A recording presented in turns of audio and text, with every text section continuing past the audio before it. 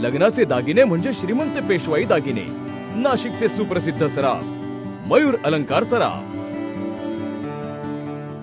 पंजाबमधून मुंबई मार्गे नाशिकला आलेल्या दोघा सराईत गुन्हेगारांनी येथील एका लॉजमध्ये आश्रय घेत पंचवटी भागात 2 दिवस रेकी केली आणि 2 दुचाकींची चोरी करून हिरावाडीतील भरवस्तीत असलेल्या न्यू समृद्धी ज्वेलर्स या सराफा दुकानावर दरोड्याचा कट रचला. मात्र तो फसला आणि हाती काही न लागता त्यांनी पळ काढला होता. गुन्हे शाखा युनिट 1 व 2च्या पथकाने तब्बल 500 CCTVचे फुटेज खंगाळले आणि सराईत गुन्हेगारांचा थेट पंजाबपर्यंत माग काढून संशयित आरोपी अनिश कुमार महेंद्र सिंग व रणजित सिंग दर्शन सिंग यांच्या मुसक्या आवळल्या.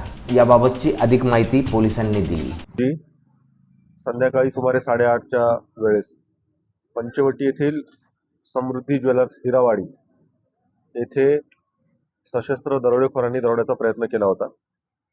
यामध्ये दुकानामध्ये मास्क लावलेले सशस्त्र दरोडेखोर घुसले होते आणि त्यांनी पिस्तूलचा धाक दाखवून दुकानातील सोन्या चांदीचे दागिने पळवण्याचा प्रयत्न केला. परंतु दुकानातील तेथील जे वर्कर्स होते त्यांनी नेटाने त्यांचा प्रतिकार केल्यामुळे त्यांना कुठलीही मालमत्ता लुटता आली नाही.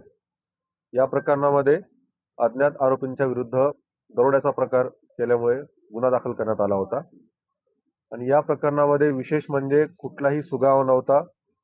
या आरोपींकडे कुठलाही मोबाईल नंबर त्यांचा सुरू नव्हता.